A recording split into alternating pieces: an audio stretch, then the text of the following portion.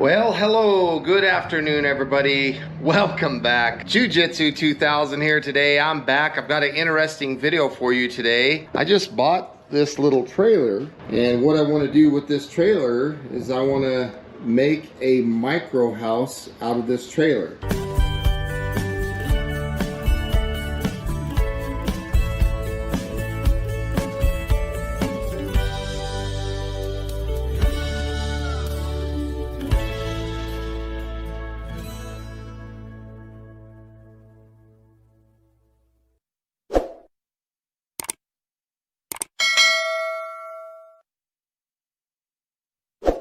Now the trailer does have a spare tire, and I noticed that the trailer only has one fender, and so it looks like they took the other fender off and something had rubbed on this tire. So to get this process started, I'm going to swap out that spare tire and make that one that's damaged, make that the spare, and put the spare on the back. I'm also going to take off this plywood. I'm going to take all the wiring off the trailer because the lights don't work. So I'm going to strip all the bolts and nuts and bolts and all the wiring and that old plywood. I'm going to strip everything down, take that fender off.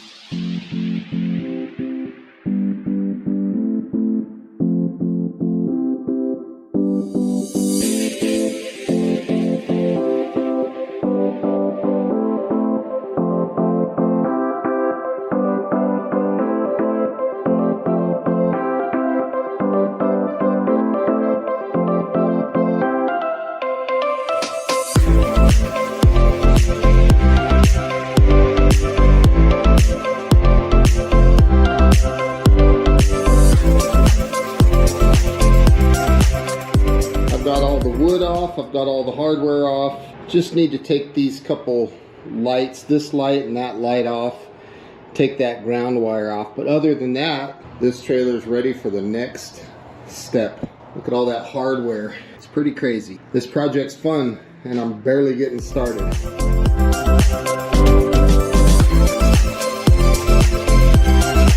Okay, so let's take a look at the dimensions of this thing.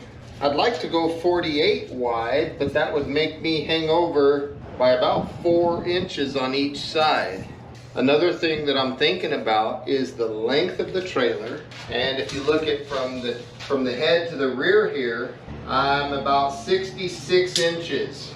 I want to come out to 8 feet, which is right there, but I don't think I'm going to get away with that much. 96, that's 30 inches. I think that's probably too much of an overhang, even though if you think about the axle, if I had good wood supporting the deck, I don't see why I couldn't go 8 feet, 4 foot by 8 foot. So it all depends on how I put the wood on here to apply my decking. So what I'm going to do right now is I'm going to move this front tire forward so that I don't have to go off the rear so far. So I'll only have to go maybe 2 feet off the rear instead of 30 inches.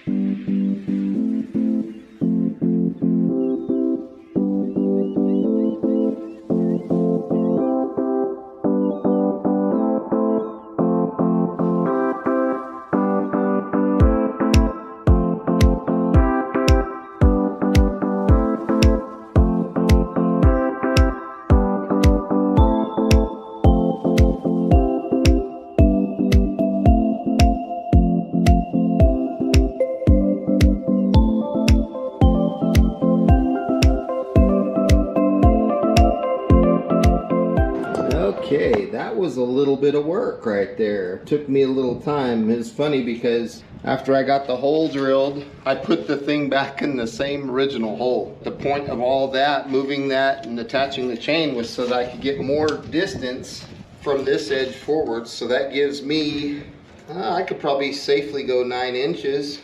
So 9 inches off the front. So if I look at the back of the trailer and I want to go to 48 inches, and I start with approximately 9, that gives me 8 feet right here. I think this will work pretty good. I think I'll be able to stretch this out. So from 75, 85, 95, 96, so 21 inches. So that's pretty cool. I think that's gonna work. It's gonna give me 21 inches. And it's also gonna put me over that back axle, a little bit of weight on the back, which will be supported.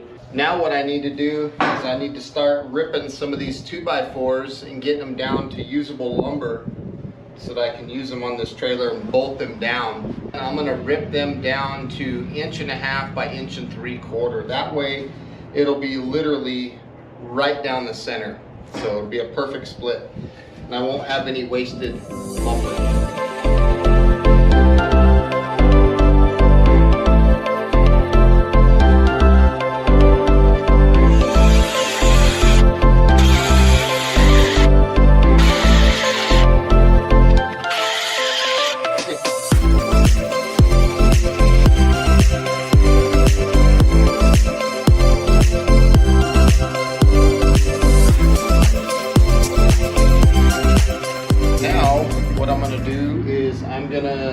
Drill holes in the wood, and I'm going to secure the framing to the trailer.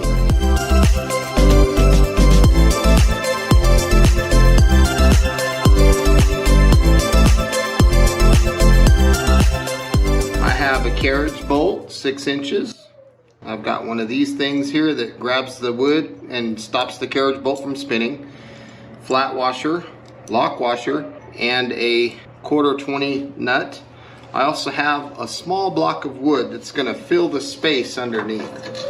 So whenever I drill, I'll also drill into that wood, and it'll give me something nice to sandwich into.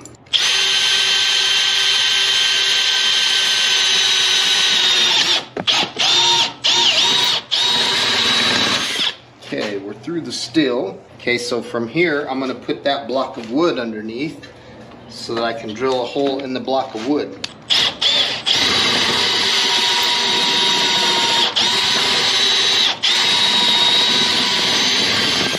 Okay, so there's where I need to drill my wood.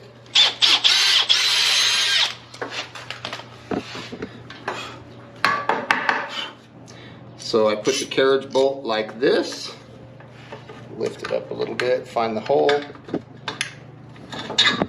and then stick the block of wood, find that hole, there we go, grab my hammer, hammer that bad boy down, make sure the block of wood stays, which, there it is. Now, flat washer, lock washer, and then the nut.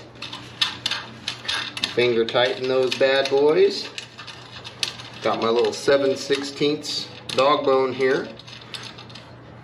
And then from here I just get my dog bone down there and tighten this bad boy up.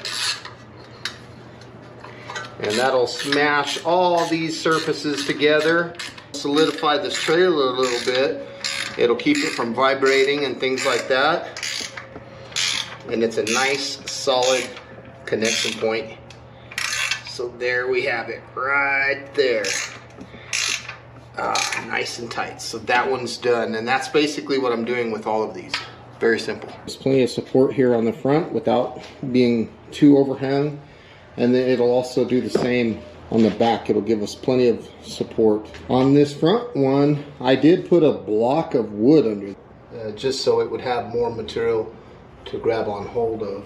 I like that block of wood. That's a good thing. I think I'll do the same thing right here, because there's just not enough, you know, you see how the iron catches right there, but it's thin right here. So I'll put another block of wood here. That'll give it some meat. I'll do the same thing right there. I've got the subframe all the way down. It's bolted down. I've got carriage bolts. Got 3 on the front. I've got 2 here. I need to put 1 more on that far side. Then I got 3 more here. So it's looking pretty good. It's starting to take shape and starting to look like a trailer. It's kind of neat. The next step, and that's getting the plywood ready to lay down. This is going to be our decking. I want to waterproof the plywood, so I have this water guard. This is clear water guard. I'm going to lay the plywood down, and I'm going to spray the whole any part of the plywood that's going to be face down is going to get sprayed. Then I'll talk about a small dilemma that I ran into and the solution for that dilemma. So let's go ahead and get started waterproofing.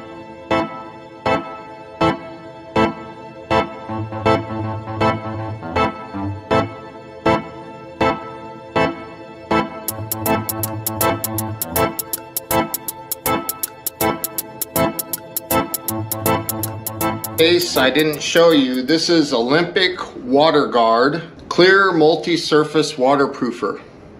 I used 2 cans of this on this decking. This is going to be the side that's obviously down. Now I don't know if you can see right here or not, but where my finger is, there's a little dilemma. For us to have 48 inches wide for our walls, that would put the weight of the walls overhung because this base is only 40 inches. So I need some structural support to hold the walls because they're going to be out here. The plywood's not going to be strong enough, or maybe it would be, but it's not something that I would want to use, is to put all that weight on the plywood. I want some kind of structure underneath it.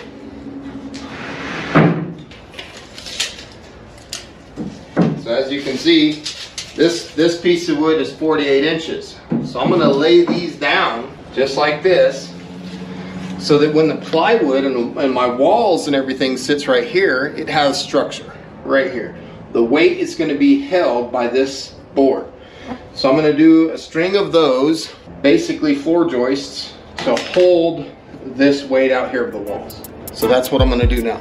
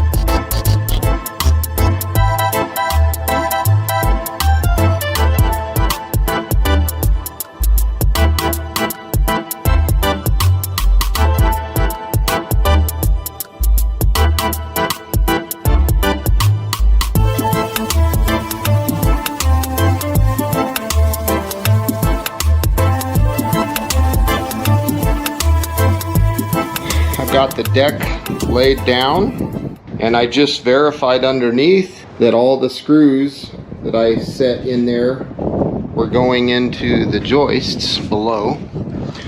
So if you look under here at this row, for example, you see that every screw is going into the joist. See that guy, and then over there, that one. I'm just making sure that I didn't miss a floor joist, and I didn't. All the screws went exactly where I marked them to go. So at this point, the decking's down. Now it's time for framing the walls. I'm just about ready to start framing, but I need to do some calculations ahead of time that will save me in the end. We know that this structure is 8 foot long, and we know that it's 4 foot wide. What I'm hoping to do is to be able to buy 3 sheets of plywood or siding or whatever I'm going to put as my skin on the outside of this. I want to be able to get away with 3 sheets of that. But there's kind of a dilemma that I'm running into, and that is I need to do some calculating.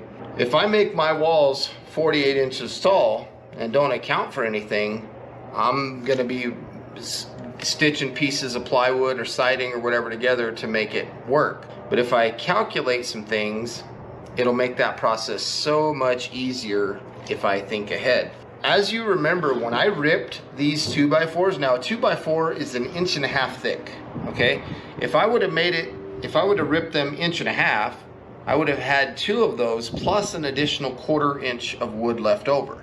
So I would have had 1.5 inches by 1.5 inches, but I didn't want to waste any wood. I didn't want that 1/4 inch of wood just not being used. So what I did was, I can't change the thickness of the 2x4, it's 1.5 inches, but what I can do is I can increase my rip to 1.75 inches. So 1.75 inches plus 1.75 inches, that's my 2x4. So I didn't have no wood going to waste. The cool thing about that is it gives me 2 different sizes. So it gives me the ability to lay it on its side like this and get 1.5 inches height, or I can stand it on its end and get 1.75 inches height. Well, if you look at these floor joists that I put in, I stood them on their end. So you see that that's 1.75 inches. I stood them on their end because I wanted to get the structure out of the wood. It's stronger on end like this than it is on its side. That's like when you're going to purchase a hammer or anything that has a wooden handle, you want to look at the handle and see that the grain is going upright. If you see a grain going sideways on your hammer and you hit it against something one time, there's a good chance that's going to break. So that's why I went on end on these. For me to be able to slap on a sheet of whatever on one for this side, one for the other side, split one down the middle and use half and half for each end, that'll get away with 3 sheets of whatever. I have to do this math. So I have to account for the bottom plate, which is going to be on its side, not on end, because I have structure here now, so I can afford to put it on its side, and my top plate. So I have a top plate, which is 1.5 inches. I have a bottom plate, which is 1.5 inches. I have my decking, which is 3/4, and I have my floor joist, which is 1.75 inches. When you add all of that up, you come up to 5.5 inches. Now, I want a 48-inch wall on the outside so that I can slap that one piece and call it good. So what I need to do is I need to go to 48 inches right here and look at this number right here, 42 inches. So if I go with a 42-inch stud on my wall, I should be able to slap a single piece up there and purchase 3 pieces instead of maybe 4, because I'm trying to stitch things together. I'm going to frame this wall, and I'm going to frame that wall, and I'm going to use that concept. Now I do have a couple windows, but they're not here yet, so I'm just going to cut those in later. So I'm just going to do standard framing, and I am going to put a door on this side. So let's get started. Hopefully this math and stuff that I talked about will help you out. So we're definitely going to account for that. That way when I put my sheeting or my siding or whatever I'm going to put, it'll cover up the floor joist, the plywood, the top and the bottom cap. I'm just going to make my studs 42 inches and call it a day.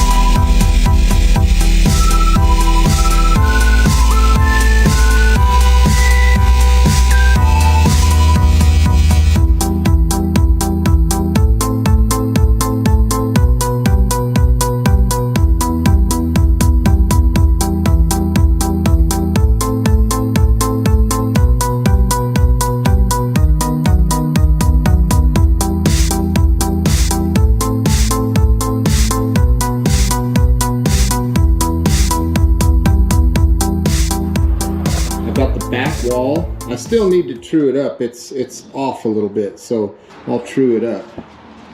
So here's my doorway right here. There's going to be a window on the other side, but I haven't decided where the window is going to be yet. But there's my framing. Not too bad looking. It went pretty quick and it was pretty simple.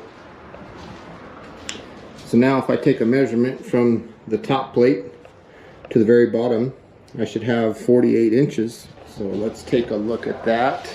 See what our measurement is. All the way down. Yeah, right on the money. Look at that. 48 inches.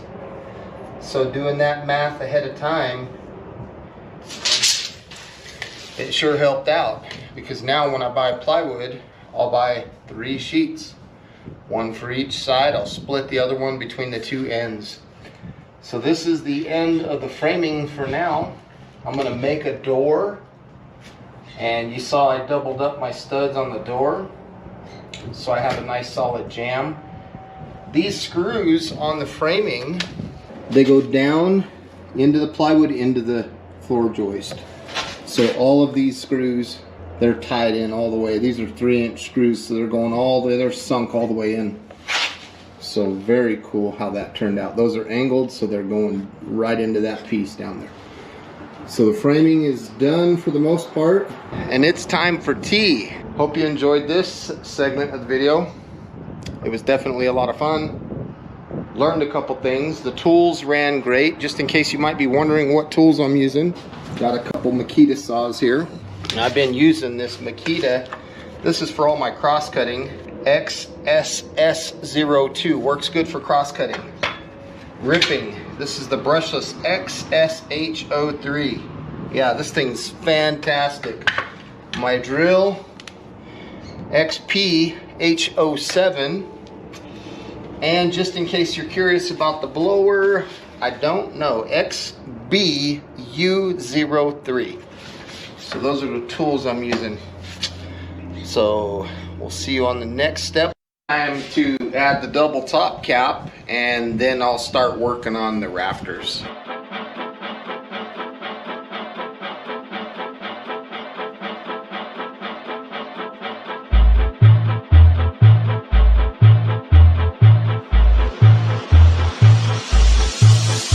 And before I put the rafters on, I'm going to go ahead and hang the skin on the side. So I'm going to put the plywood all the way around.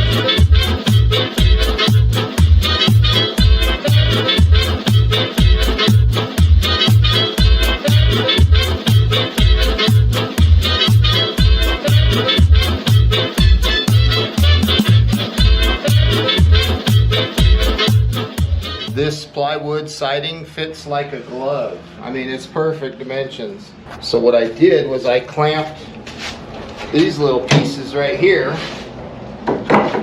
and I just kind of clamped them in place, and that's what held the plywood or the siding, so I didn't have to sit there and try to get screws started and stuff. So that worked out pretty good on both ends. I did notice that the plywood on that other side is a little bit off, so I'm gonna adjust that a little bit and tweak my wall a little bit and try to get it a little more square. It's off by about 1/4 of an inch.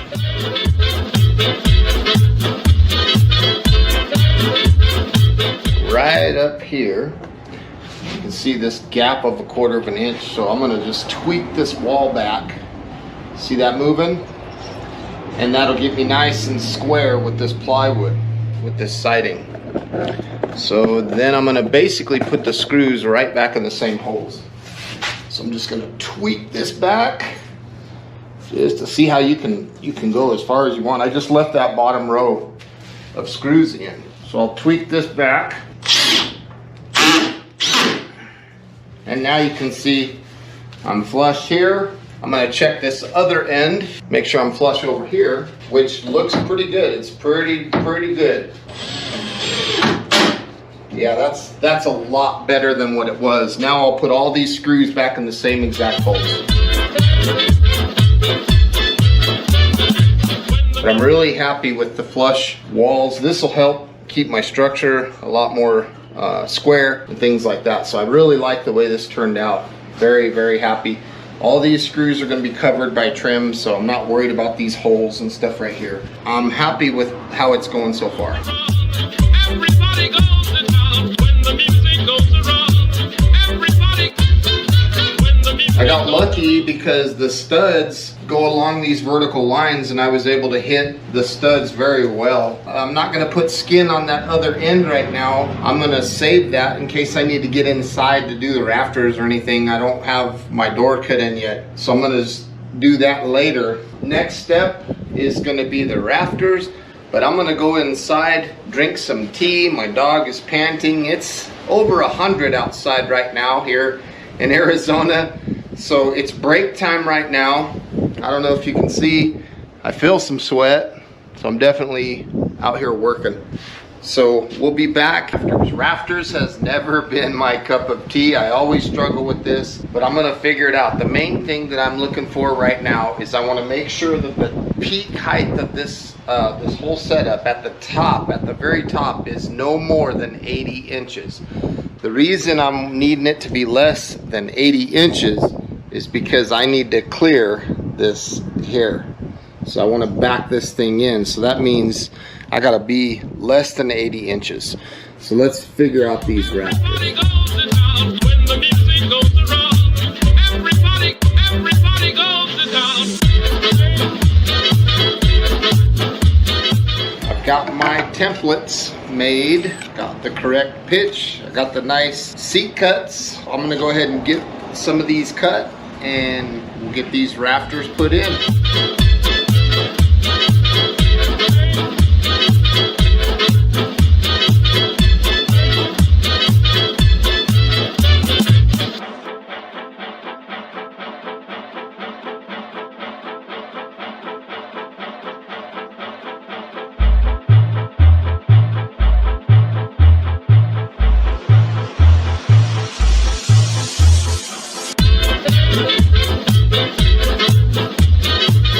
All the rafters in.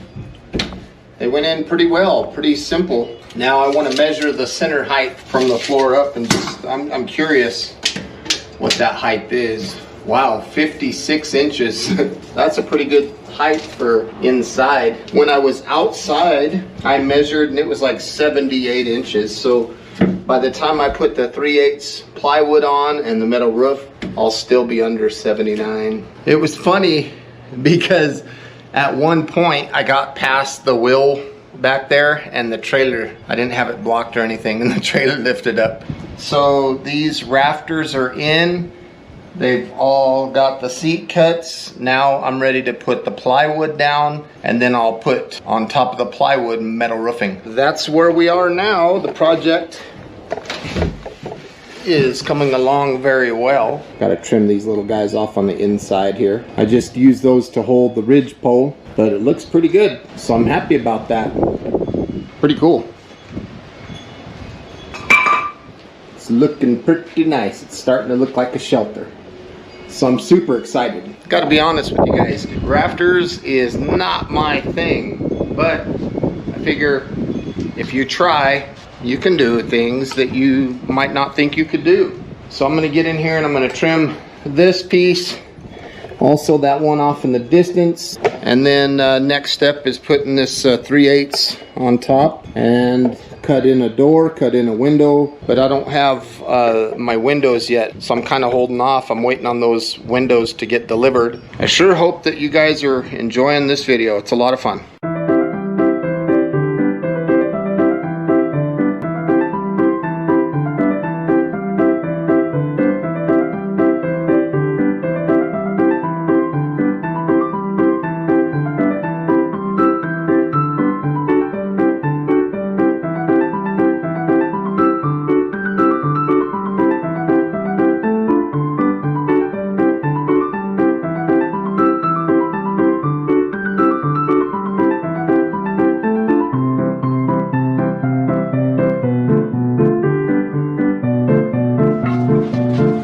Inside, you can see all these blocks that I put in to fill the gaps everywhere. Very cool. So you can see plywood on top. This is 3/8 inch plywood. And then I'm gonna put something on here. It'll actually overhang this. So that'll be cool. I should have put my rafters in 3/8 of an inch so that whatever I drop would line up, but it's gonna overlap this, but that's okay. That'll be almost like trimming this out and hiding these screws, so I might use that leftover plywood to do that job on both ends. But everything is looking nice. Next step will be putting the metal on, and that shouldn't be too bad. I just got like right here and I looked up and I kind of imagined where that line of screws needed to be. So that's where we're at right now with the project. I'm happy. Everything's coming together very well. It is time to install the metal roofing. These sheets of metal come in 8-foot lengths the way I bought them, so I'm going to cut them down to 31 inches. I'm going to use a circular saw to do that. So let me go ahead and get started cutting that metal.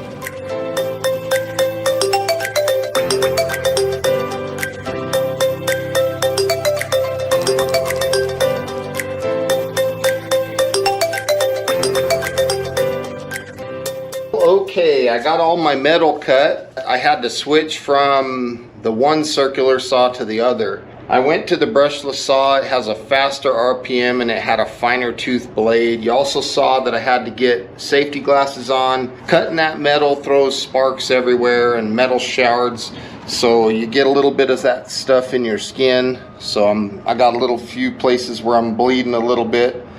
It is what it is. You're cutting metal.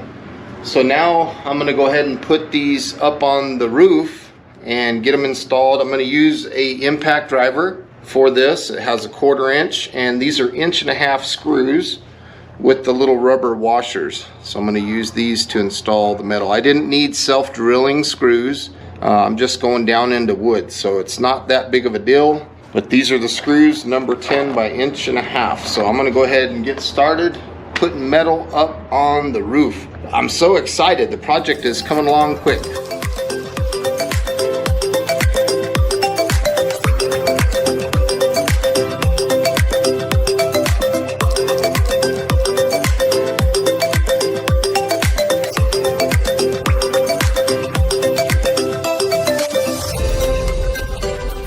Got to put the ridge cap up, and it's starting to look pretty nice. I'm going to put a little more screws in it, and trim the edges, but it looks pretty good. Got a little boogered up right here because I noticed my panels were angled, so I had to correct that angle right here. So I'm going to have to zip a couple screws up in this line. And if you notice, I put all my screws on the tops, not the bottoms, because the water is going to roll down the bottom. So I figured there'd be less chance of leaking if the screws were up on the tops. So put another screw here, and then make that ridge cap, and just secure it down, trim the edges, things like that. Time to make a ridge cap.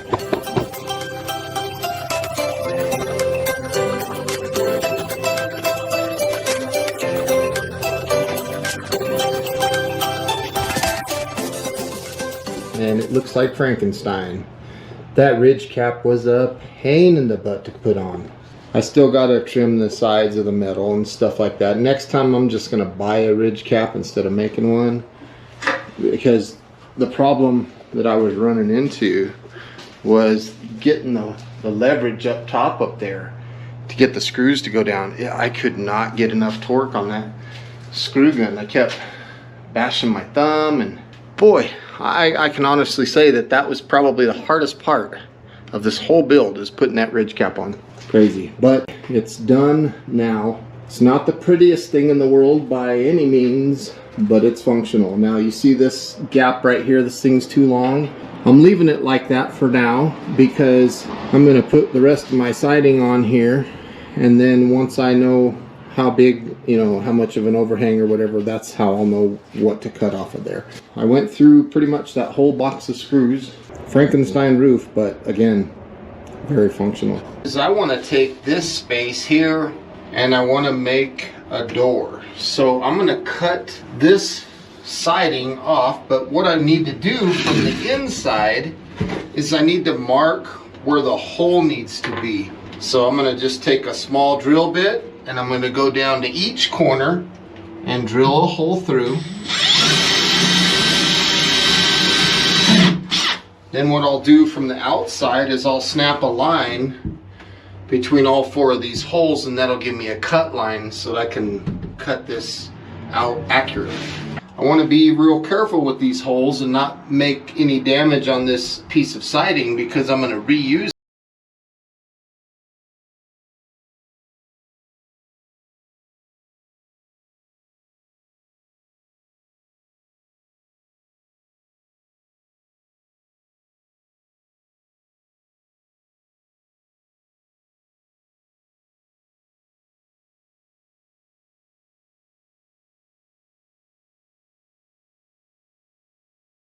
Come nice and clean on these edges, so I'm going to use a Sawzall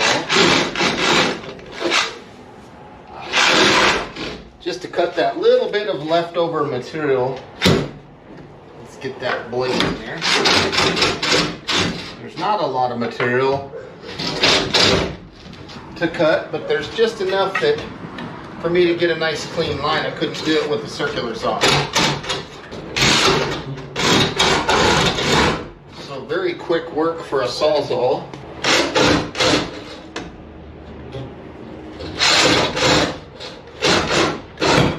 And it'll give me a nice clean opening here.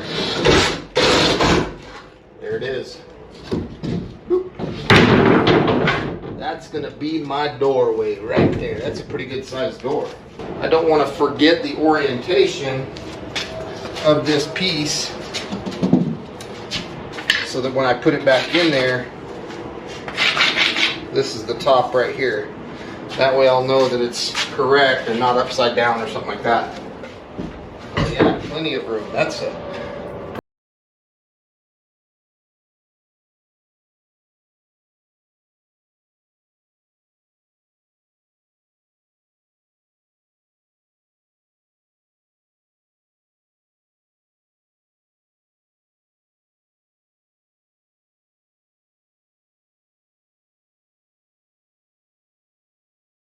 Door turned out really nice. It's very solid. I planed the edges here.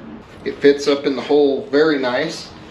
The only thing I need to do at this point is I need to run screws down to match these cross members. That'll give it more strength.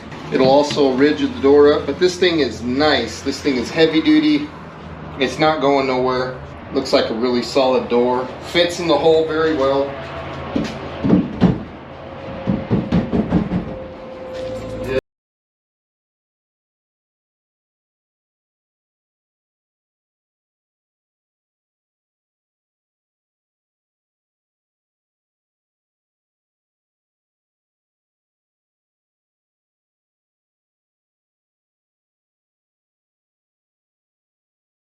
It took me a little bit to get it figured out, but it opens up real nice all the way there, so I'll be able to latch it open like if I want this thing open for a while.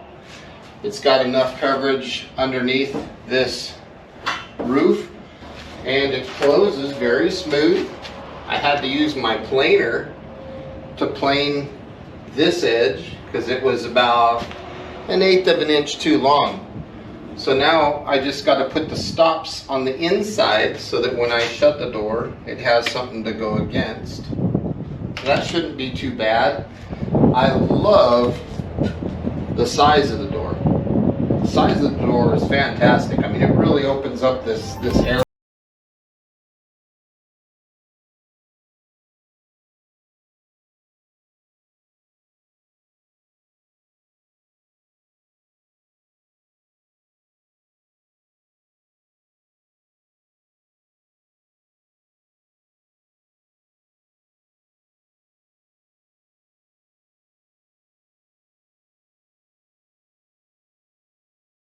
And that piece of wood is also my doorstop. That wood is going to be a little cabinet that my water jugs fit under. So this is going to be part of a structure.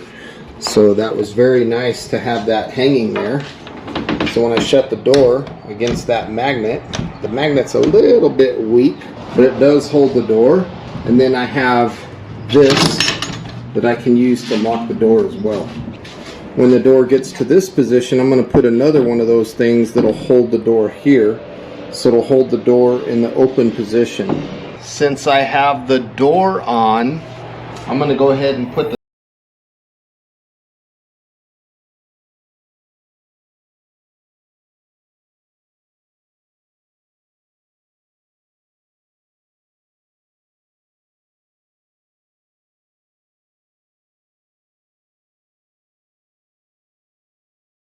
that other side. Well, let's look at the inside for a second. So there's a look at the inside. Nice and boxed in, nice and tight. And then over here, you've got the same thing. You can see that line coming through with the light. That's where trim is going to go. So let's take a look here. This side here. What I need to do is I need to find where the studs are, which is right there. And then I'm going to run a line of screws like I did on that other one on that stud. But that's what it looks like. Looks pretty good. Now this side, as you can see, everything is flush and there's going to be a piece of trim going across here. The other side kind of made a little bit of a mistake. So this isn't going to have any trim. It's just overhanging this piece here. And that's because when I did the rafters, if you look real close, the rafter is sitting on the siding here. And on this side, the rafter was not. That's why there's a difference on the ends, but I don't mind. It's not that big of a deal. I did a little bit of adjusting on this latch so that it'll keep the magnet shut while it's latched. You can put a padlock right here if you want and lock it shut, or you can lock this open and then the magnet will hold the door. I'm going to put a small deadbolt type thing kind of like this on the inside so you can lock it from the inside. Now as you can see, I'm starting a table over here. This is going to be where a TV stands, and then over here in the front there's going to be a box area over here that's also going to double as a bench. So that's next on the agenda. Go ahead and install some windows. So I've got these two windows. This is a 12 by 12. And this other one, I think, is 14 by 21. So this one actually opens and it has a screen. So we're going to go ahead and install these windows. The first one I'm planning to put right here. You saw that I put a second piece of wood here, and I'm sitting on this little step stool, and I'm getting an idea of the height of this roof. And I'm also getting an idea of what height I'm going to need for my little table here. So I figure a window right here would be perfect. So I'm going to go ahead and put the 12 by 12 right there. That way if I'm setting a camp stove here, cooking or whatever I'm doing, I can look out the window while I'm doing that.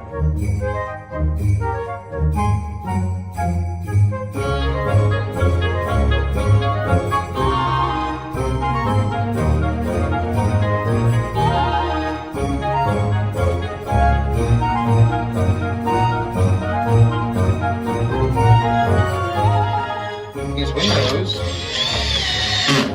they went in pretty easy. Basically cut the hole, frame it out on the inside, set it in the hole, and put the screws in. This is very, very simple.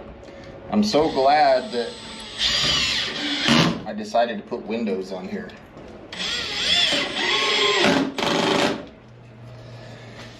Yeah, so the windows are in. I'm so excited about that. Very, very nice. If I close the door here, you can see we have some nice sunlight coming in through this window. Very nice. It's perfect for this little micro house. Now, looking at this other one, very impressive. I like it. This one we can actually open, airflow in here. So very cool. Get some ventilation in this room. Very nice. I like these windows.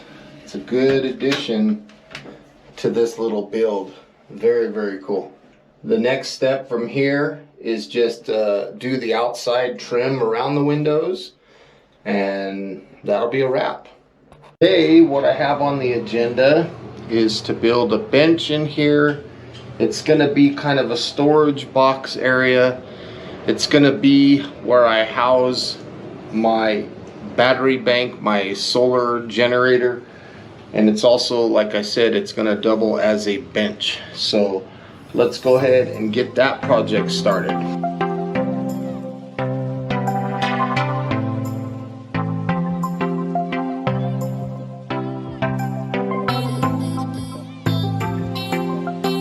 This big blue eddy will fit in here.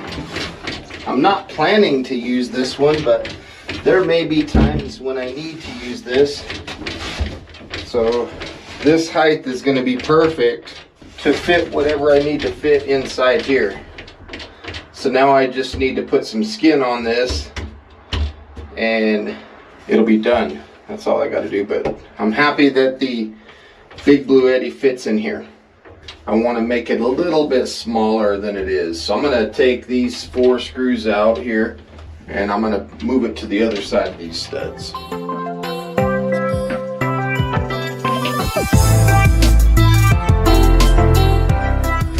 There it is, moved on the other side.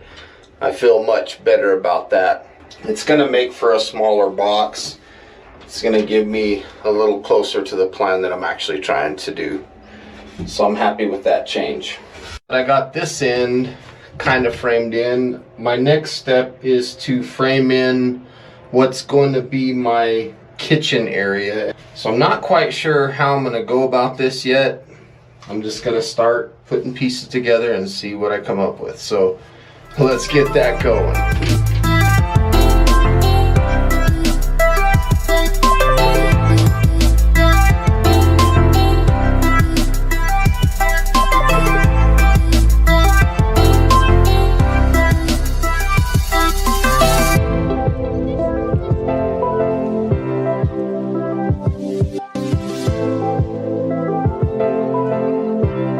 This is what I have so far. This is the height that I'm going to choose. It's going to open up like this. It's going to have storage underneath. There's going to be storage for water. So I'll have my water jugs.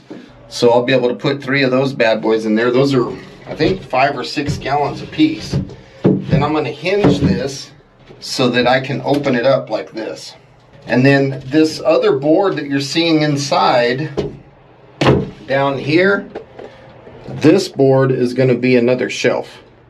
So it's going to be on top of the water jugs. There's going to be another layer right there. I just haven't put that piece in yet. It's pretty neat. I like the way this turned out too. It's very sturdy. This thing is solid. Up this excess on the side, and then I'm going to install some drip edge right here, and I'm going to go ahead and use these old cutters. I hope they work. If they don't, I'll be grabbing a circular saw to cut this metal.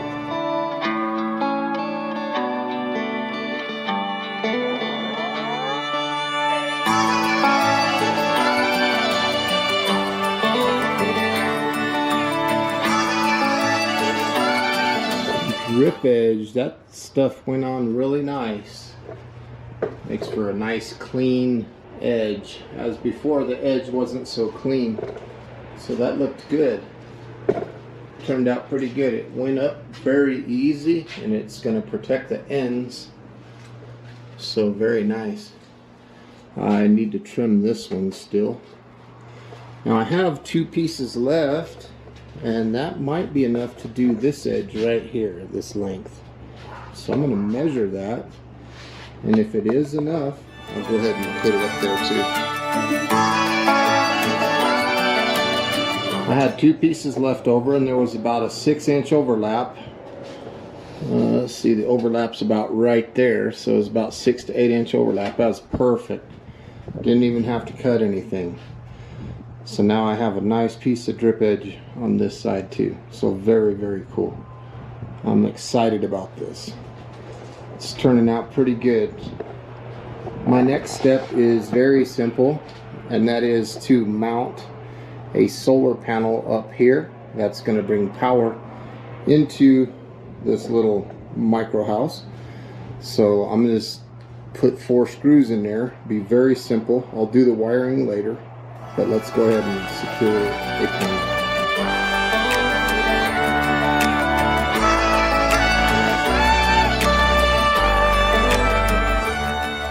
I'm gonna put a little wire strap on them later. So let's go ahead and take a look in there and see what it looks like. So there you can see the wires coming on in right down to there. And that's where I will connect my other devices to bring my solar in. So it's gonna be very simple. Good system I'm gonna have here.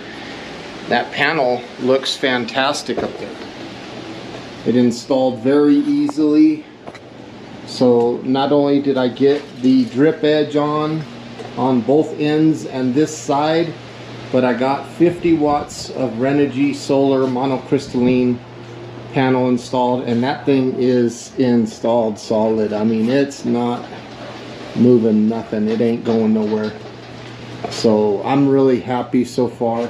Looking up underneath there, I'm gonna have to put some chinking in that hole to close the gap, maybe some foam or something like that. But so before I chink that hole, I'm going to terminate these wires so that they're not going to be sitting here rubbing like this going down the road or something like that, cutting them.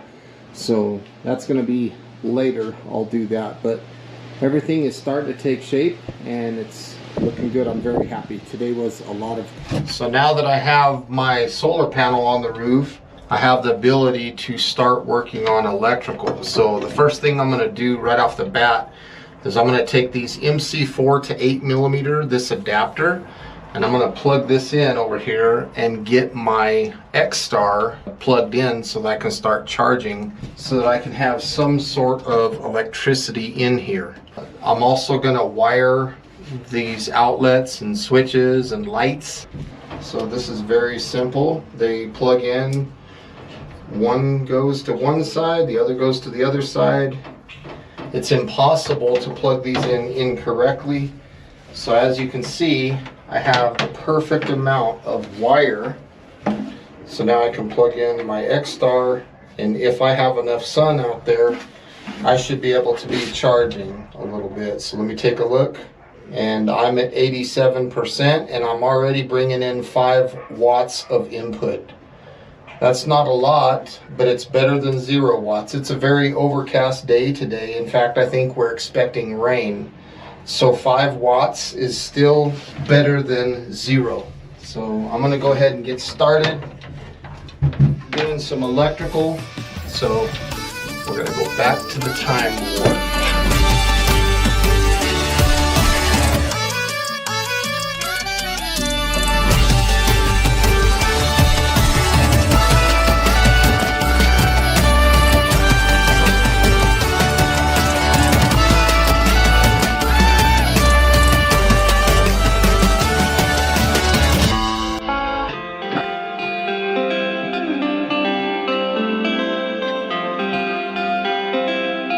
You stay.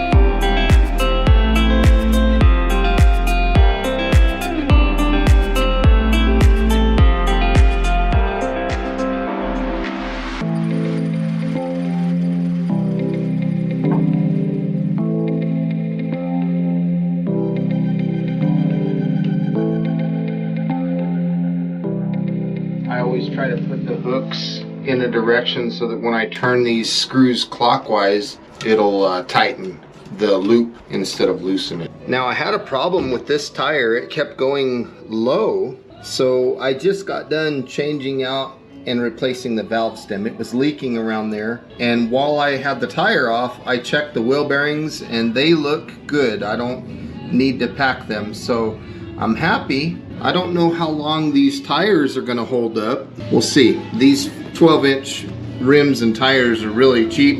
You can pick them up at Walmart, so pretty easy to replace if needed. The next step in the process is to take this caulking, and I want to make sure that everything is sealed up very well. So the areas that I'm going to be focused on are these areas up here on these. I'm using paintable caulk here, and this is just to kind of tighten up the area, make it nice and secure so that I don't have spiders and bugs and stuff like that coming in. So let's go ahead and get this started.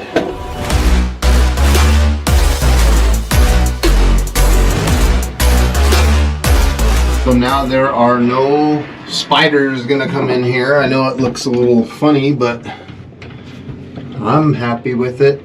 That's the area where the wires come in for the solar. And you can see this caulking over here on this side was clear. Everything looks nice. Let's talk about the electrical system on this trailer. So right now you can see that obviously the electricity is on. It's being powered by this small solar generator behind me. This is just a small Blue Eddy, and it's powering this whole system. So let me show you how I did the electrical. It's very, very simple. So we're gonna start with this little cubby, this little toy box here. You can see I have a receptacle down here, and plugged into that receptacle is what I call a suicide cable that goes to the back of my power station. Okay, my power station feeds the electrical system through that plug. I also have a plug here. I have a plug here on this side wall. There's a plug down below. There's a duplex right here, or another plug there. There's a plug here.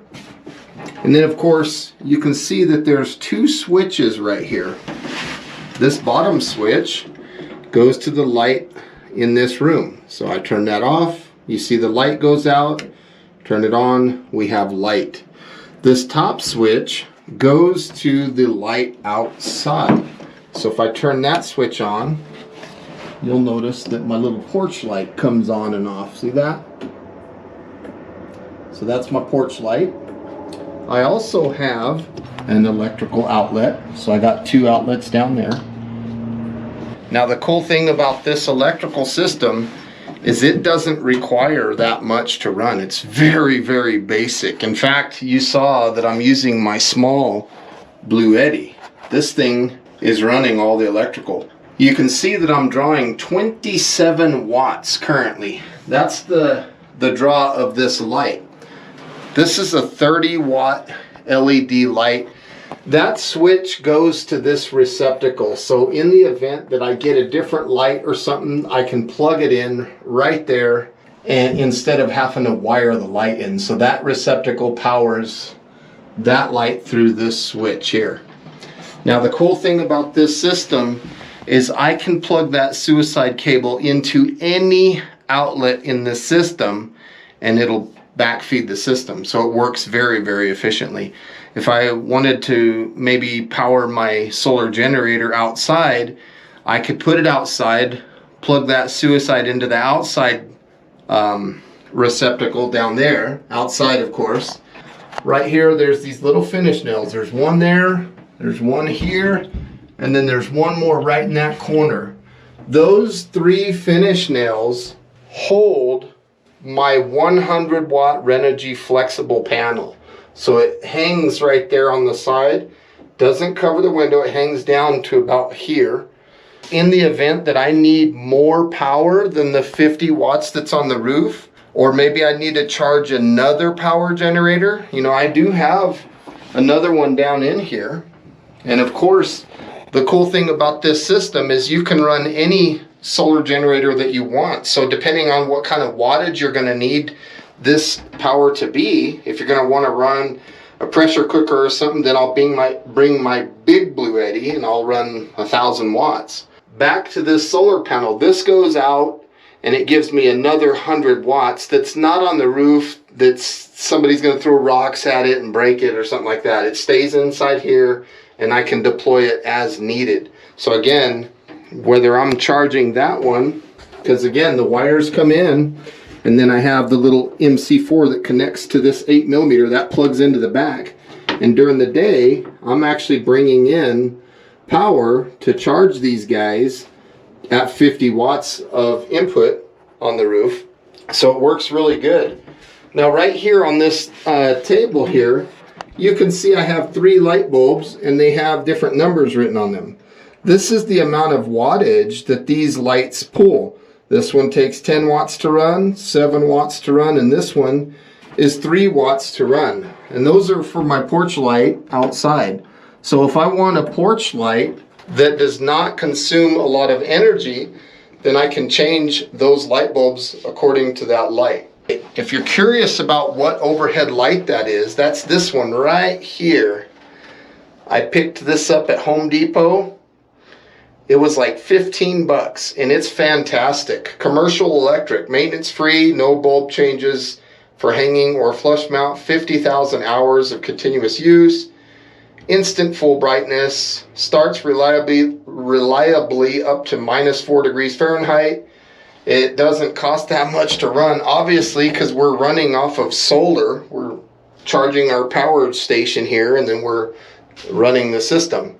So this electrical is fantastic, and I like the fact that I chose to put an outlet here, because maybe if I had a fan or something sitting on this table, I could plug it in up here or plug it in over there.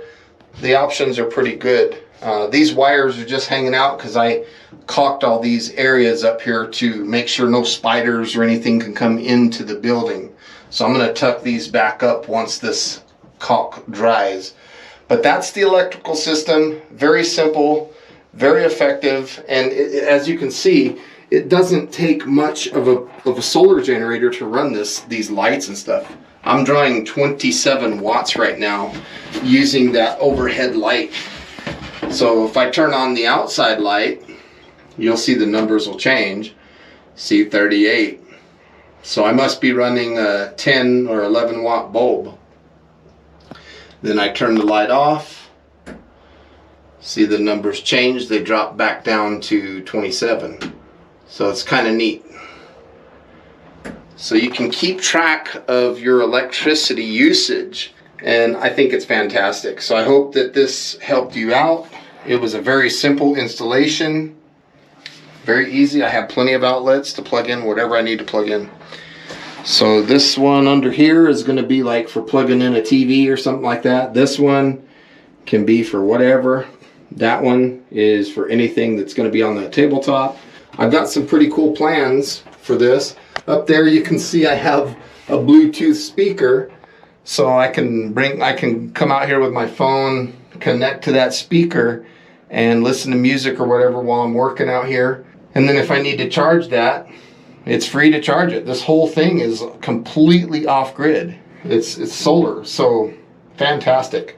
This little table is going to be a TV stand. That's where my TV is going to go, or whatever I need. So if I don't want the TV, it also, and you guys might laugh, but it also doubles as a seat. So it's like the perfect height. If I wanted to do anything right here, I can sit right here on this thing, kind of like a seat, and I can do my cooking or whatever I'm doing. Hopefully you got some good useful info out of this section of the video. This is the electrical. It was very easy. If this light was on, I can turn it on and off outside too. I can run this thing at 3 watts. I could even lock the unit if I wanted to and turn this on and off in accordance to what I wanted to do. So that's another thing that I thought was kind of cool. I just aired this tire up and I'm seeing some cracks in the side of the tire. The tire on the other side is holding air really well, but this one's not. So what I'm gonna do right now is I'm gonna take these tires off, and I've got my boat right over here. It has the same type of tires, 4-hole rims. So I'm basically gonna swap these tires out for the trailer over there, and I'm gonna put those on my boat trailer. I just got done winterizing my boat, so I'm not gonna use it all winter, so might as well utilize these tires. These are pretty new as of this last season.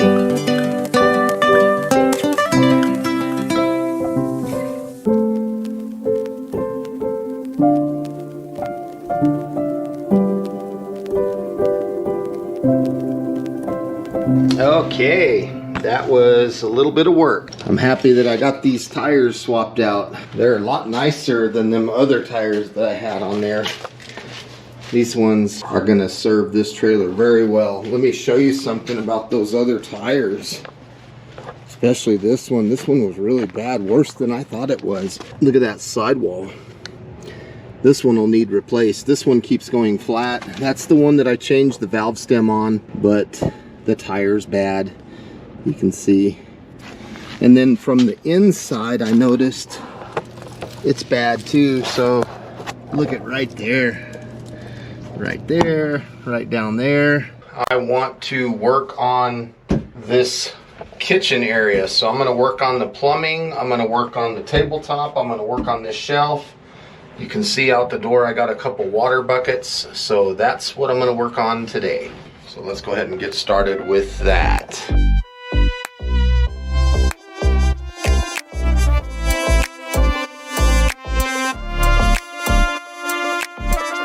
I've mounted my sink, and I'm just waiting for this weight to let this silicone dry.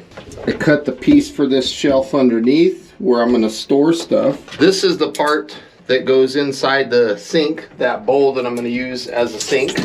This is the 1.25 inch that goes off of that down into my gray water bucket. This is my spigot. So I'm gonna drill a hole in the tabletop, and I'm just gonna mount this. This is a PEX barb that fits on a 1/2 inch. So this will fit on the bottom of the sink here, and it'll let me run a line from this down to the foot pump. Okay, so I got this Well baby foot pump here, and it's fantastic. And then to tie it all together, I have the 1/2 inch braided vinyl tubing. So I'm gonna have a line coming out of the full water. It's gonna go to the foot pump, and then from the foot pump, it's gonna have another line that goes right up to the faucet. So very, very, very simple installation. I've let that silicone sit probably 40 minutes. So I'm back, and let's get started again.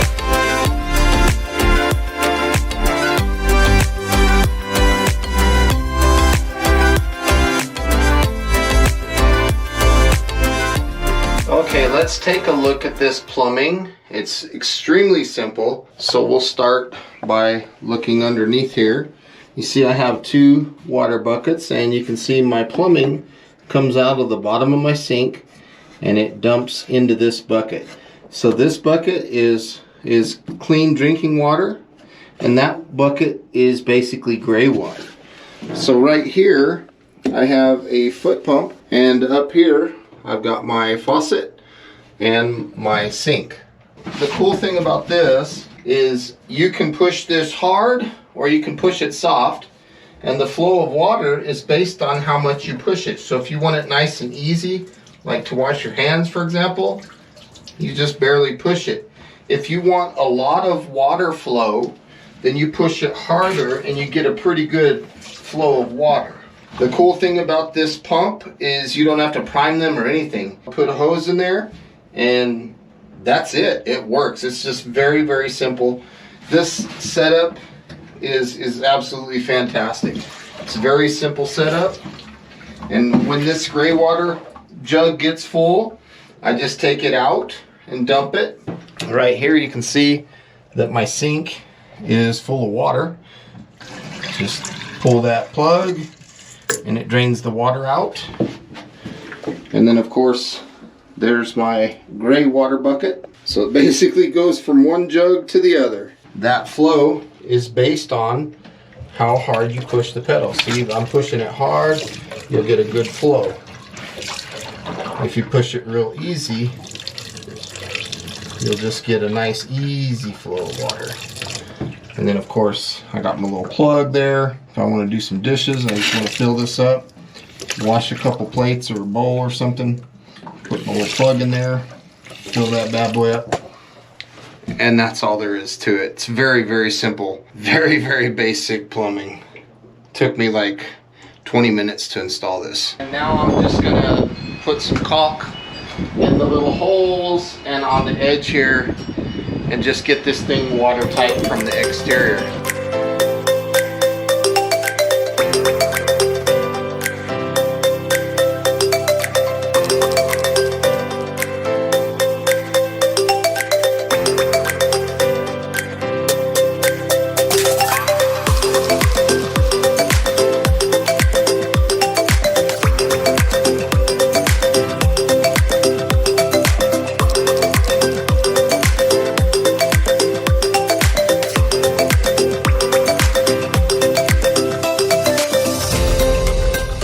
We are in the micro house and we are having an overnighter.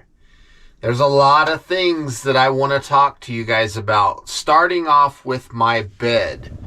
Right now, I'm sitting on a mattress and I hope you can see it. Let me move these pillows out of the way. There's my bedroll, but this is the Xped Mega Mat. I hope you can see that. Let me get a flashlight here. This is Xped Mega Mat. I hope you guys see that. So this is my bed. This is really cool. I got a couple pillows here. This is very comfortable out here. It is absolutely fantastic. This thing is thick and I don't get any cold from underneath. It is awesome. I can take it out during the day. I have a small folding chair I can put right here and put my laptop up here and I can video edit during the day or whatever I need to do. So if I'm out shooting videos and stuff, I can come in, and that's the key word, come in. I'm not outside. I can come into a building. Even though this is micro, it's only 32 square feet. I can come in and get out of the elements. And that was the whole purpose of why I built this, why I wanted to do this project. I wanted something, because before I was using a tent, or I was putting a tarp up or a lean-to or a plow point. I wanted something that I could get out of the elements with and something that I could have like a stick-built wall and have no wind, no flapping noises and stuff like that. I am so glad that I built this.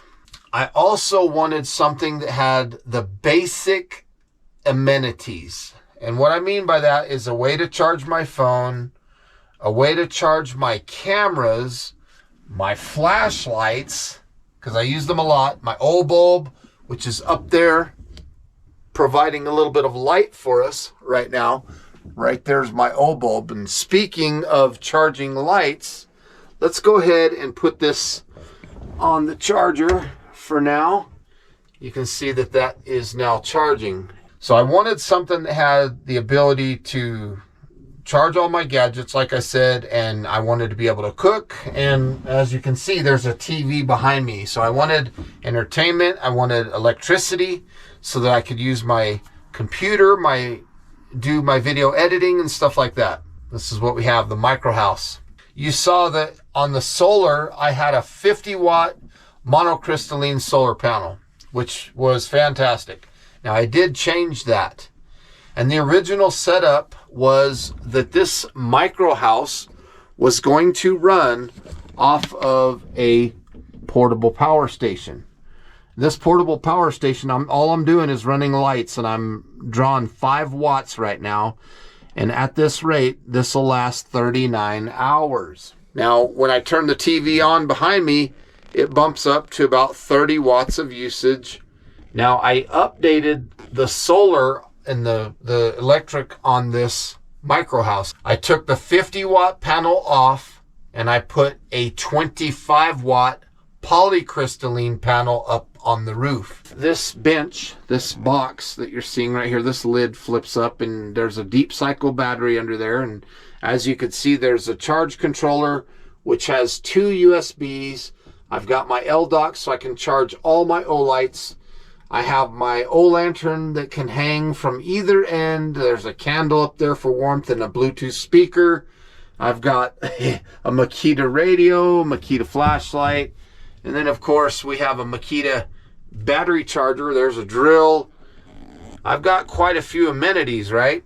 Also, underneath that box, there's a 300 watt power inverter. Why would you do all that when you already have a solar generator, you know, that oops there, that's running everything and you're only using 5 watts? So I want to cook for free. I want to cook using the power of the sun to generate electricity so I can electric cook. So I brought my smaller Instant Pot. This is a 3-quart Instant Pot, and this one draws about 700 watts. The 6-quart one draws about 1,000 watts. So what that means is that power station is going to need charge. That's where this 100 watt flex panel comes in. But I didn't want to run out of electricity, so that's why I changed the system. When that portable power station is out with this guy out charging, I can run that little 300 watt and get lights. I can run my laptop. I can't cook because that draws too much on that little 300, but that's what the solar generator's for. But I can charge my phone, my laptop, all my little gadgets. I can run the TV, lights, Bluetooth, listen to music, all that stuff. Charge Makita batteries, all that kind of stuff off of 300 watts. Run my laptop practically all day long. That's a 100 amp hour lithium phosphate battery down there. You remember outside underneath the porch light, there was an outlet outside. So I can take that suicide cable with my power station.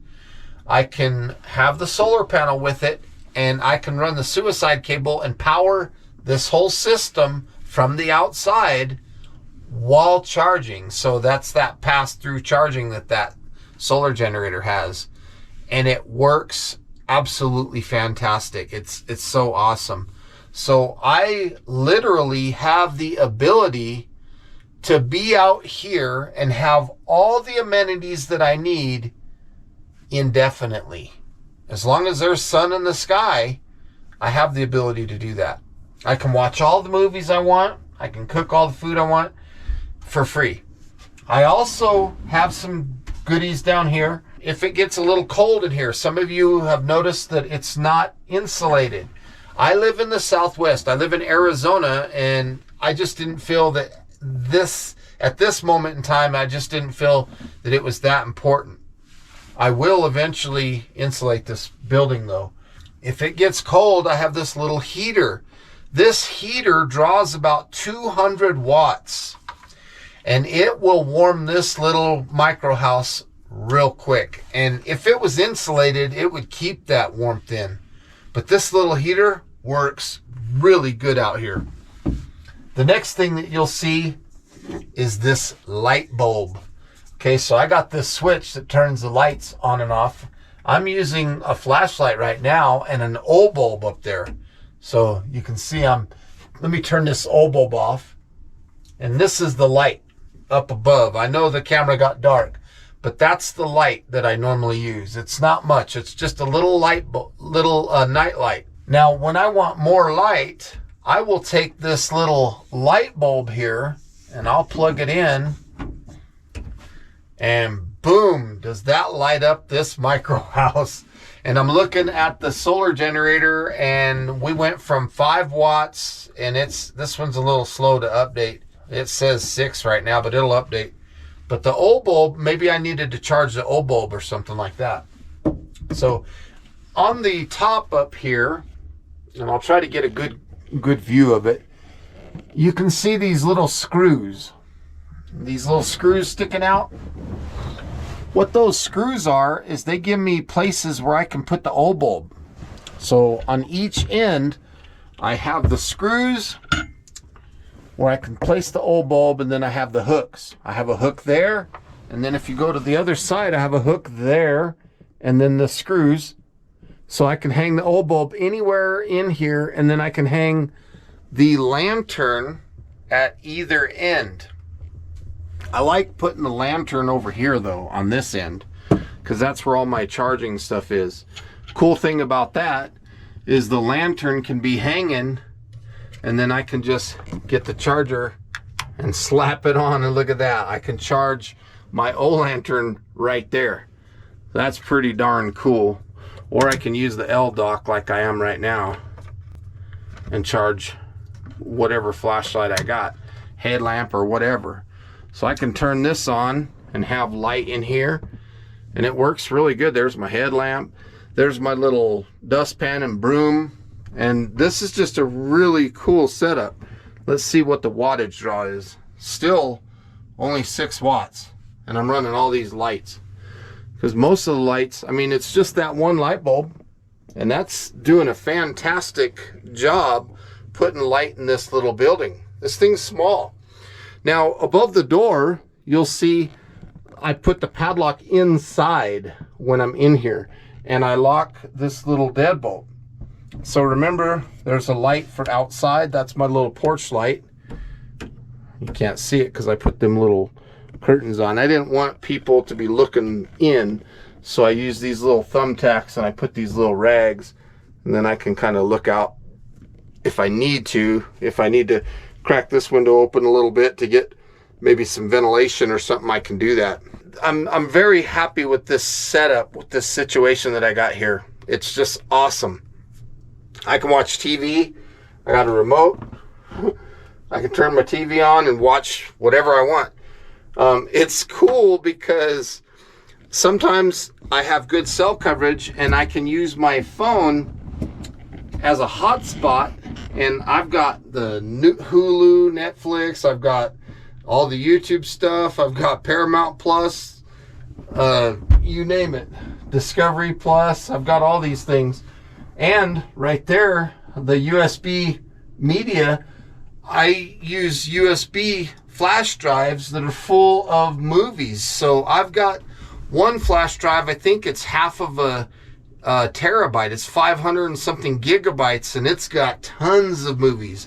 I've got all the Star Wars, all the Rambos, you name it, I probably got it on there. And what's cool about that is I have a little USB hub right here. This has 4 USB ports and 1 wire, and the wire goes behind the TV and plugs in. And then so I could just go right there, right on the TV, and look at the USBs and see what kind of movies I got. And when I come back over to the solar generator, I'm only drawing a total of 30 watts, and at this rate, this will last 20 hours. So I can watch all kinds of stuff. See, there's 2 different jump drives, and if I go to the bigger one, 460 gigs, look at that, all the Friday the 13th, Halloween, National Lampoon's Vacation, and I mean, it goes on and on. Paranormal Activity, Rambo, Nightmare on Elm Street, Frozen Planet, Lord of the Rings. I mean, I've got tons of stuff on here. So if I want to find any kind of movies, I just find one and start playing it. So let me pick one real quick. I was watching one earlier. Where is it? Well, let me find it. There we go. My favorite movie of all time, Legends of the Fall. When I'm laying down, I can put my remote right there on the door. Now behind the TV, you can see, oh, let me start it. It's already playing. I'm just going to resume. Behind the TV, I have a 2-burner Coleman propane stove. And then below, down here, I've got propane. I've got a sink. I've got water. I've got 5 gallons right here. And then I have gray water, which comes out of the sink. I've got my cooler with my food, usually my eggs, my sausage, whatever, my Cornish game hens.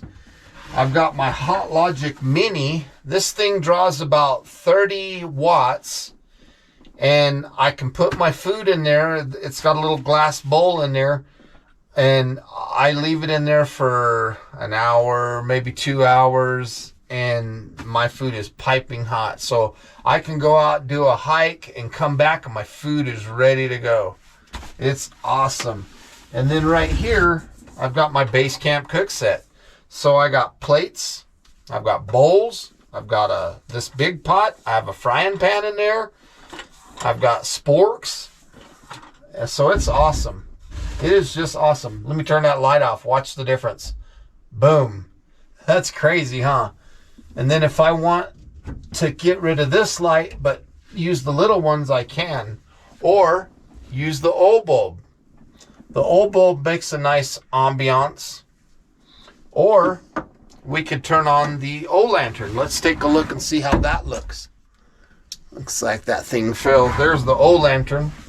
So the old lantern does a pretty good job. So it's nice. Plenty of light in here. And when I turned that light off, let's see what the draw is. 19 watts is what I'm using right now. So you're probably wondering about that gallon jug. That is for the toilet. The pump is broke on the toilet. So I ordered a new pump. It's 17 bucks.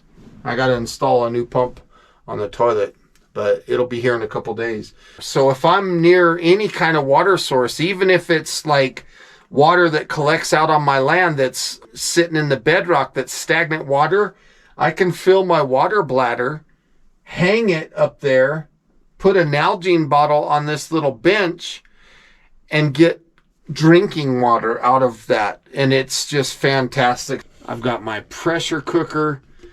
Can't forget my cousin's J-Dobo. That stuff is bad to the bone. If you haven't tried it, oh my gosh. jdobo.com. You guys got to check that out. You can put that on everything. I put that on everything. Potatoes, enchiladas, shrimp. I put it on pasta, eggs. I mean, the list goes on. I have not put that on anything yet that I didn't like it. It's got a spice to it too. It's got a little pop to it. But I'm sitting in the micro house watching my favorite movie 100% off the grid. But I've got everything that I need, and that's exactly what this was about for me. This was a fun project, not just to build the thing, but it's fun right now because I'm out, I'm doing an overnighter, and I'm in the micro house that I built off the grid. Ain't nobody telling me what to do. I don't have no problems. If I want to run this heater, check this out. I could plug it into any of these outlets. This is about 200 watts. And I got heat. Let me see, what is it pulling? It's 109, 121, 132. Let me show you. There it goes. And I'm running a heater. That is just fantastic. It's probably going to stop around 240 or something, I'm guessing. Still climbing. 260. 263. So it says that at this draw, that's going to last about 6 hours. Little heater. That is fantastic. I can bring whatever tools I need. I can bring a Sawzall. I can bring a circular saw, my cordless chainsaw if I want to. I've got the ability to recharge those batteries out here. I'm also using the Makita flashlight and the Makita radio. Check this out. And for the meaning of all these metaphors and check that out, Christian radio. To chapter 5. Right there off the Makita radio. And that one's running off the battery, off the Makita battery, and it's just wonderful. I love the micro house. And that candle, believe it or not, it really helps increase the temperature in here. It does a good job. I'm going to turn that main light off.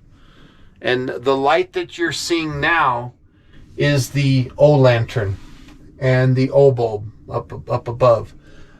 And I've got my TV. Look at them. Crazy scene right there. of all the scenes to show you guys, that's what they got to be doing right now. Where's the fast forward button? Come on, guys. Have a little discreet there. That was funny. That's got to be... This one can help. So I can bring in 125 watts is what I'm saying. It's awesome. I love you guys.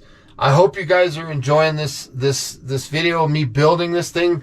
And as you saw, I caulked a lot of these joints and stuff, so there's no wind or nothing coming in.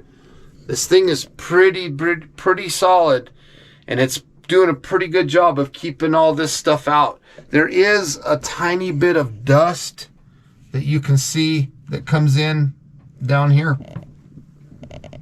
Little bit of dust, but that's why I have a dustpan and a little brush, a little broom. So remember how I'm running the TV? I could do it off of my hotspot, or I could also use those little USBs. The cool thing about using the USBs is if I'm gonna be out here doing some video editing and I want to watch what I just rendered, I can put it on a USB stick and I can put it in that little hub there and watch on the screen, kind of like a quality control watch, and I can see what my video looks like. It's really cool to be able to do that and to be able to be out of the elements. If it rains, if it's windy, if it's really hot, it's just awesome. And to have a couple different ways of cooking. You know, I try to do most of my cooking on the pressure cooker, or I try to heat up, you know, leftovers on the Hot Logic. But if I do need a propane stove, I've got that too. So it's really nice.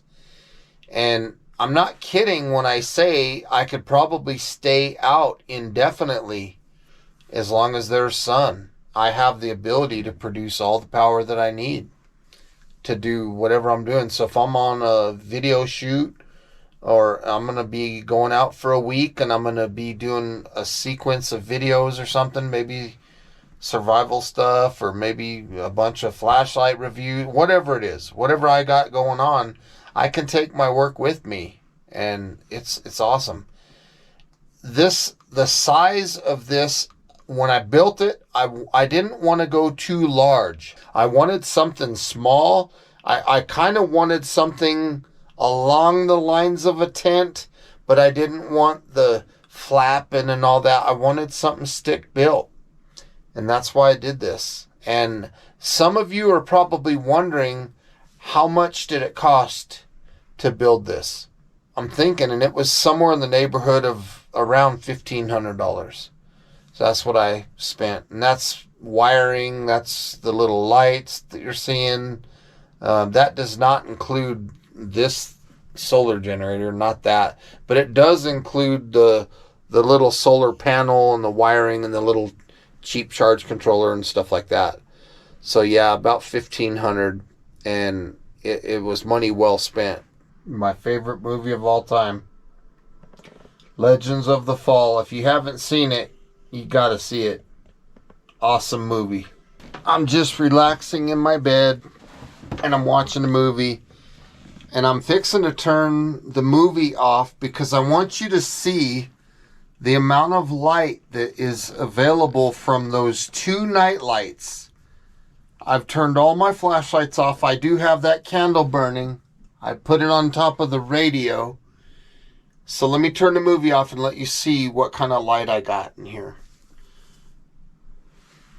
I don't know if the camera can adjust to see it, but this is some really good lighting in here. It is perfect for bedtime. I have one over on the other side of the Instant Pot, and the other one is up here above me. Right there.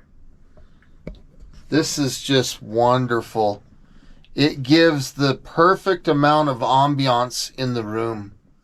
I could blow that candle out and just use these lights, and they're perfect. They're just little lights, and I can move them and put them right here on this outlet if I want to. So here we're looking at the outlet. So there you go. I don't know how much you can see of me, but there's the little light right there. Pretty cool, huh? I like it. Now I plugged them both up there. I got 2 night lights and a candle. And that's giving me all the light in this room. That's it. And they don't draw hardly anything. 6 watts. 41 hours at that rate. 6 watts. That's it. That's pretty fantastic if you ask me. This is fun. It's fun to get out and just enjoy life, and I don't have a care in the world right now. I'm going back to my movie. It's a little slow because that hub is, I think that hub is USB 2. But yeah,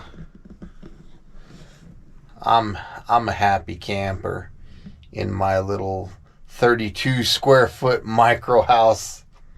I love you all. I'm gonna get some sleep. Thanks for watching. We'll see you. Well, good morning, everybody. I slept fantastic last night. I stayed nice and warm. Movies ran all night long. I fell asleep. Right now, it's Willy Wonka and the Chocolate Factory.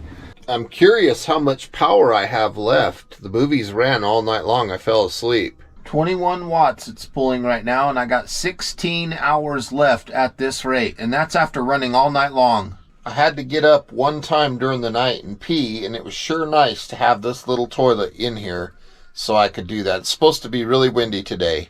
Looks like my Olight's finished charging, and the sun is out because it shows solar activity. So we're charging the deep cycle, and we're watching Willy Wonka's Chocolate Factory, the original one. Life is good. The GoPro keeps dying though. It needs charge, so I got to go find the cable, but it's in the truck. I don't have the right wires to charge this one right now. That's why there's all these little short clips. That wind outside is crazy. So I took the portable power station outside with the solar panel, so it's charging. Let me turn this down. Watching Pearl Harbor. So I've got it plugged in underneath the outside light, so that's how I'm getting my power. But it's time to cook. So I'm gonna put this in. Let's get the lid on. Make sure that thing's sealed up, and let's hit pressure cook. Go down to about 32 minutes, and dinner will be done soon. This is so awesome to be able to come out here and cook a meal and knowing that you're cooking for free. Check that out. That is crazy. And I'm watching Pearl Harbor. Great movie. My cousin, I love you. This is going to be fantastic. Okay. It says dinner is ready, so let's go ahead and depressurize. In the meantime, I'm going to get out my plate, silverware, out of the base camp cook set here. And I am ready to eat. Boy, that smells good in here. Woo, that smells wonderful. Oh my goodness, that smells good. Nice to have a little bit of countertop. It's nice to have a little bit of countertop space. It's nice to have a little bit of countertop space so that I can do the things that I need to do. Oh my goodness, that smells delicious. I wish you guys could smell that. So let's see, what do we got here? Put the pot down. I need a bowl and probably a plate because these plates are kind of small. You getting a glare from the TV? Is that what's going on there with the camera? Probably seeing the edge of the movie there. So there's a little plate. I might even need 2 plates. Don't know. I'll set a second one down just in case. And a bowl. Don't have my sporks out here, but good news is I do have a spork, or I have a fork that I brought from home. So let's open this bad boy, bring that out. Oh my goodness. You guys are probably wondering, what did you cook for dinner? So we got a little bit of chicken, asparagus, and potatoes. And boy, that looks delicious. So I'm gonna get this dished up and then I'll show you. Yeah, this is gonna be delicious, but this little old plate ain't enough to hold all this food. Unless I'm gonna eat like a little person. Micro house, micro food, maybe? Let's see. Since we're going micro, maybe we'll just go micro on dinner too. Trying to get this. I got a piece of asparagus stuck here behind the trivet. There we go. So there is my little micro dinner. Micro house, little tiny instant pot, micro dinner. Chicken thigh, couple potatoes, and some asparagus. And plenty left over. So I'm gonna get to eating. This is gonna be wonderful. I'm so hungry. My goodness. Got my water, watching a movie. Ooh, let's try this potato. See how them potatoes are. Turn the volume down on the movie. Ooh, let's try these potatoes. They're really hot right now. Need some jade dobo on it. This stuff.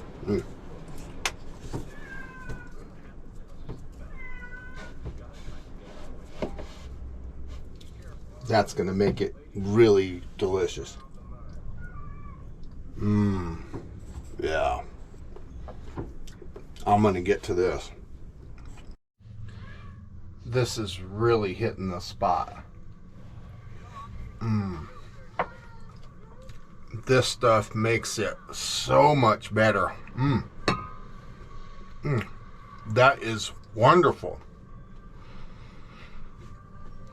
I just bring my food in this little cooler. Wow.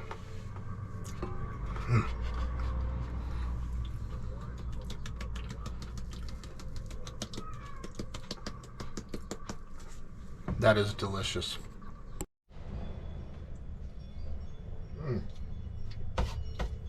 I want some of that chicken.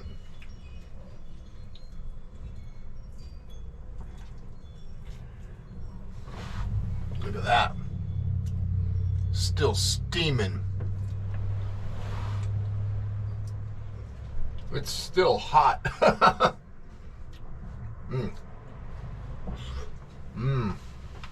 Oh yeah. Man, that tastes good. I love having the jade dobo on it. I literally put this stuff on everything. It's got that special, I don't know what you want to call it, but it's got it. Whatever it is, jade dobo has it.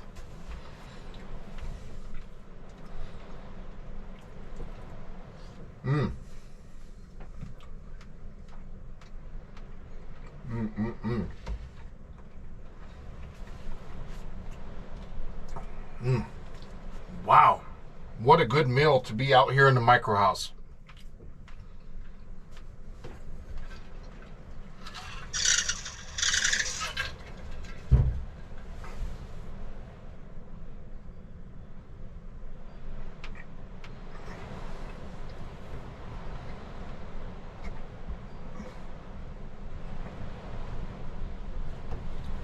Try some of this asparagus.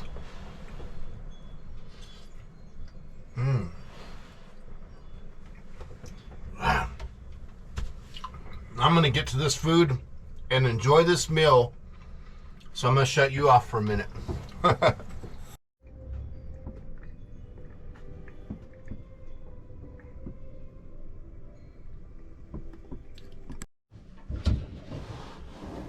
Wow, that meal was absolutely fantastic. I ate every bit of that food. It was good. So now I'm just putting this Instant Pot away. I got it all cleaned up. Sink worked great. The water pump worked great. I just didn't want to show that on film. I know some of you are probably thinking, why didn't you show us washing the dishes? And who really wants to watch me wash dishes? But wow, it has been windy out here all day.